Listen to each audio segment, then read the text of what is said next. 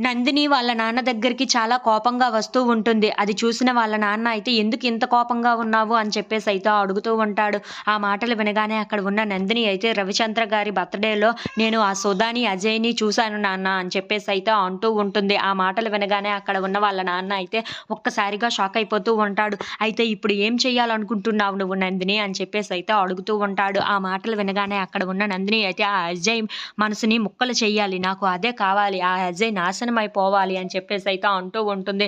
ఇంతలో అక్కడ ఉన్న వాళ్ళ నాన్న మాత్రం "నువ్వు ఏం చేయాలనుకున్నా చెయ్యు. నేను నీకు తోడుగా అండగా ఉంటాను" అని చెప్పేసి అయితే అంటూ ఉంటాడు. ఆ మాటలు వినగానే అక్కడ ఉన్న నందిని అయితే ఆ అజయ్‌తో ఊచలు లెక్కబెట్టాలి. పోలీస్ స్టేషన్‌కి పంపించి వాడిని ఎలాగైనా పోలీసులతో తన్నులు తినే విధంగా చూడాలి.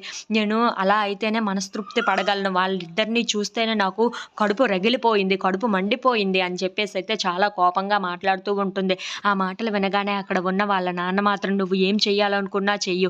నేను నీకు తోడుగా ఉంటానని చెప్పాను కదా!" అని చెప్పేసి అయితే అంటూ ఉంటాడు. ఇంతలో అక్కడ ఉన్న నందిని అజయ్‌కి ఫోన్ చేస్తూ ఉంటుంది. అది చూడగానే అక్కడ ఉన్న అజయ్ అయితే "ఎవరండి మీరు?" అని చెప్పేసి అయితే అడుగుతూ ఉంటాడు. ఇంతలో అక్కడ ఉన్న నందిని అయితే "నేను నందినిని మాట్లాడుతున్నాను" అని చెప్పేసి అయితే అజయ్‌తో అంటూ ఉంటుంది. ఆ మాటలు వినగానే అక్కడ ఉన్న అజయ్ అయితే ఒక్కసారిగా షాక్ అయిపోయి "నందినీనా?" అని చెప్పేసి అయితే అనుకుంటూ చాలా షాకింగ్‌గా నిలబడుతూ ఉంటాడు. అది చూడగానే అక్కడ ఉన్న వరలక్ష్మి ఇంట్లో ఉన్న వాళ్ళందరూ అయితే ఒక్కసారిగా షాక్ అయిపోతూ ఉంటారు. "ఏంటి నందిని ఫోన్ చేసిందా?" అని చెప్పేసి అయితే అడుగుతూ ఉంటారు. ఇంతలో అక్కడ ఉన్న నందిని మాత్రం "అవును, నందినినే ఫోన్ చేశాను" అని చెప్పేసి అయితే చాలా కోపంగా మాట్లాడుతూ ఉంటుంది. If you like this video please like, share and subscribe.